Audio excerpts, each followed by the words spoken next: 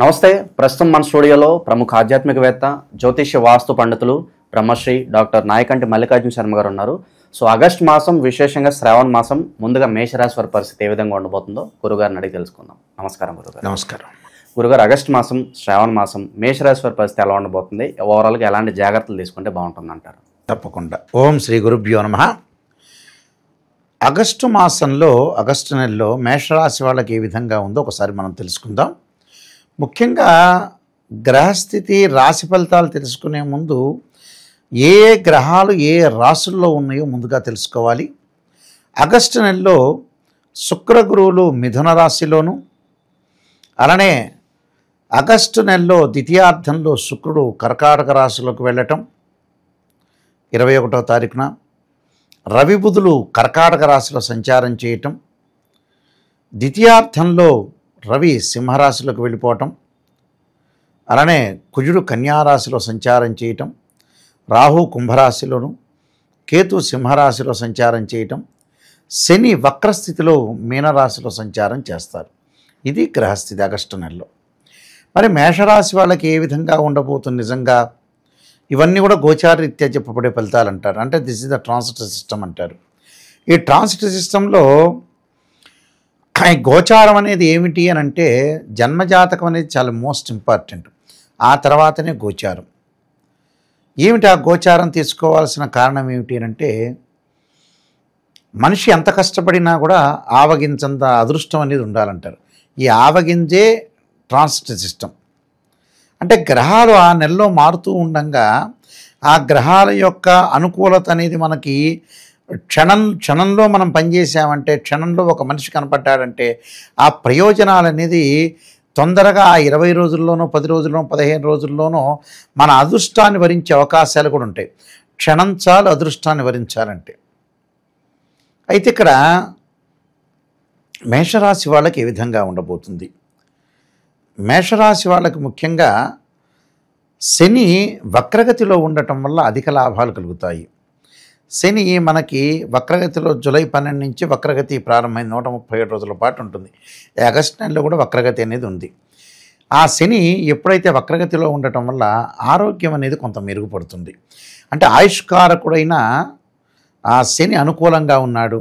ఆరోగ్యం నుంచి దీర్ఘకాలిక వ్యాధులు ఉన్నవాళ్ళు కానీ, అలానే యాక్సిడెంట్ జరగబోయే వ్యక్తులు కానీ, ఇలాంటి వాళ్ళందరికీ కొంత ఉపశమనం అని చెప్పచ్చు. అంటే యాక్సిడెంట్ జరగకుండా ఉంటుంది అని అర్థం. అంటే ఆరోగ్యపరంగా అనుకూలంగా ఉండే వాతావరణం బాగా ఎక్కువ ఉంటుంది.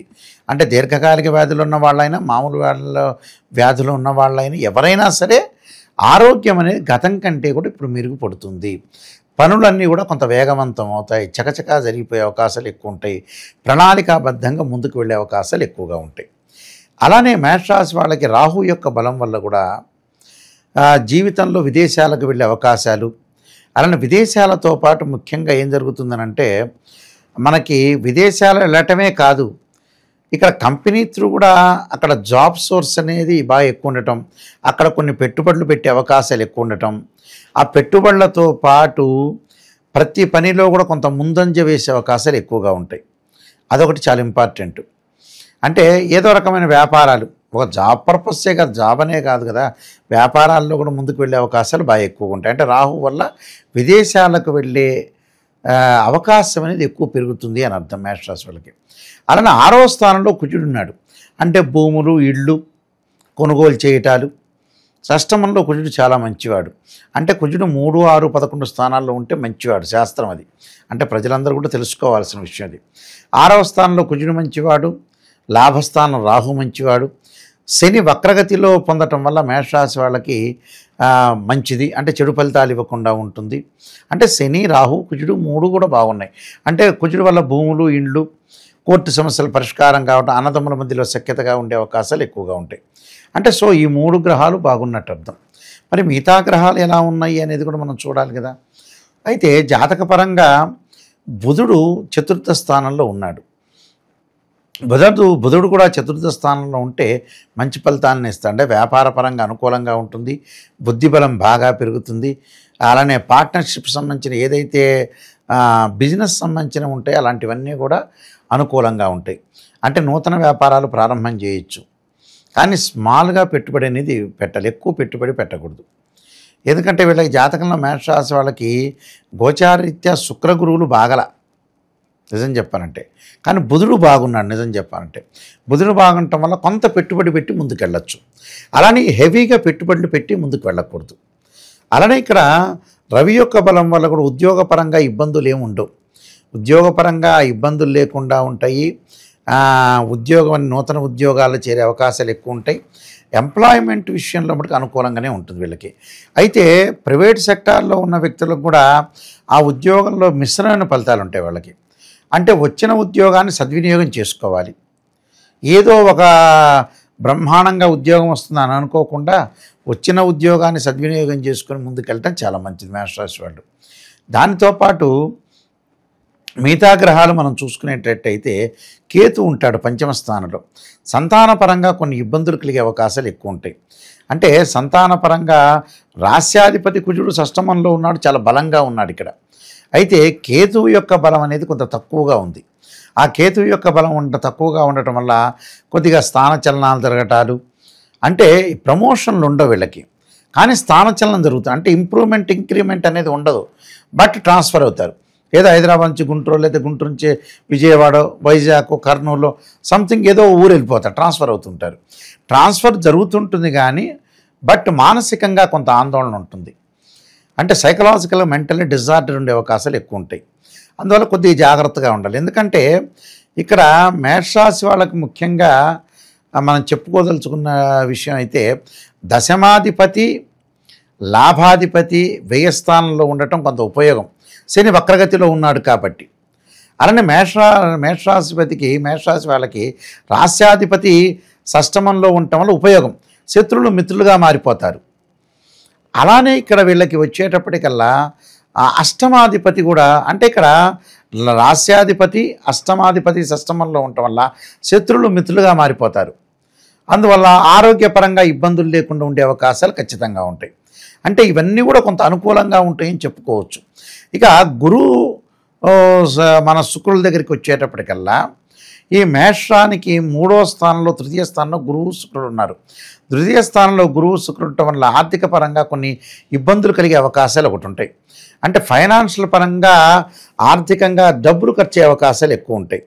అంటే వృధా కూడా ఖర్చు అయ్యే అవకాశాలు ఉంటాయి. 50% వృధా ఖర్చులు అవుతుంటాయి, 50% కావలసిన ఖర్చులు ఉంటాయి. కానీ బట్ ఏదైనా సరే ఆర్థిక పరంగా ఆదాయం అనేది పొదుపు చేసుకొని ముందుకెళ్ళటం చాలా మంచిది. పొదుపు చేసుకోలేకపోతే కష్టం అవుతుంది. ఇక్కడ ఏం జరుగుతుంది, వీళ్ళకి ముఖ్యంగా వచ్చేటప్పటికల్లా మేషరాశి వాళ్ళకి వ్యయాధిపతితో పాటు దశమాధిపతి గురువు అయ్యాడు. తృతీయ స్థానంలో ఉండటంలా ఆర్థిక పరంగా చిక్కులు లేకుండా చూసుకోవాలి. ఎవరికి పడితే వాళ్ళు డబ్బులు ట్రాన్సాక్షన్స్ చేయకూడదు, దానివల్ల కూడా ఇబ్బంది. విద్యార్థులు అధిక శ్రద్ధతో చదవడం చాలా మంచిది. అలానే శుక్రుడు విషయానికి వచ్చేటప్పటికల్లా మేషరాశి వాళ్ళకి ద్వితీయాధిపతి శుక్రుడు అయ్యాడు. ఆ ద్వితీయాధిపతితో పాటు సప్తమాధిపతి కూడా శుక్రుడయ్యి తృతీయ స్థానంలో ఉండటం వల్ల వివాహ సంబంధించిన విషయాలు ఆలస్యం జరుగుతాయి. అంటే తర్వాత రోజుల్లో ఫర్దర్గా జరుగుతాయని వివాహ సంబంధించిన విషయాలు కొద్దిగా జాగ్రత్తగా ఉండాలి. ఎప్పుడు జరుగుతాయి వివాహానికి సంబంధించిన అంటే శుక్రుడు మారుతాడు 21వ తారీఖు ఆగస్టులో.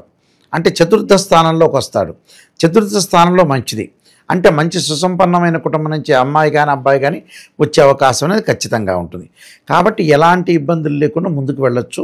కొన్ని పరిహారాలు చేసుకొని ముందుకెళ్తే వాళ్ళకి మంచి రిజల్ట్స్ వచ్చే అవకాశం ఖచ్చితంగా ఉంటుంది. గురుగారు, విశేషంగా ఎలాంటి పరిహారాలు పాటించడం వల్ల ఈ శ్రావణ మాసంలో మేషరాశి వాళ్ళకి బాగుంటుందంటారు? దత్తాత్రేయ స్వామి యొక్క పారాయణం చేయటం ఒకటి, దత్త కవచం ఒకటి, అలానే గురుగ్రహం అంటే దేవగురు అయిన బృహస్పతి యొక్క అనుగ్రహం అనేది సాధించాలి, అదొకటి. దాని తర్వాత వాళ్ళు చేయాల్సింది కేతు యొక్క అనుకూలత. కేతువుకి అధిష్టాన దేవత అయిన గణపతి యొక్క ఆరాధన, గకార అష్టోత్తరంతో గణపతి యొక్క ఆరాధన చేయాలి. వక్రతుండ మహాకాయ కోటి సూర్య సమప్రభ నిర్విఘ్నం కురుమే దేవ సర్వకార్యేషు సర్వదా అనే మంత్రాన్ని, దాని తర్వాత వాళ్ళు చేయాల్సింది ఏంటంటే బృహస్పతి మంత్రాన్ని పాటించాలి, ఆచరిస్తే చాలా మంచి. గురువారం రోజున గురు హోరలో తప్పకుండా శనగలు దానం చేయటం, దేవానాంచ ఋషీనాంచ గురుకాంచన సన్నిభం బుద్ధిమతం త్రిలోకేశం తం నమామి బృహస్పతి అనే మంత్రాన్ని చక్కగా చదువుకోవటం వల్ల మంచి జరిగే అవకాశం. ఆర్థిక స్థితిగతులు బాగలేని వాళ్ళు లక్ష్మీదేవి యొక్క ఆరాధన చేయటం వల్ల మంచి జరిగే అవకాశాలు. దాంతోపాటు సూర్య నమస్కారాలు చేస్తే కూడా మంచి ఫలితాలు దొరుకుతాయి. విద్యార్థులు ముఖ్యంగా దక్షిణామూర్తి స్తోత్రాన్ని పారాయణ చేయాలి. ఓవరాల్గా ఈ రాశి వాళ్ళకి ఏ విధంగా ఉండబోతుందో మీ మాటలు అద్భుతంగా వివరించారు. ధన్యవాదాలు గురుగారు. మేషరాశి వాళ్ళందరికీ కూడా ఆగస్టు మాసంలో అన్నీ కూడా శుభాలన్నీ కూడా జరగాలని ఆశిస్తూ సర్వే జనా సుఖినో భవంతు.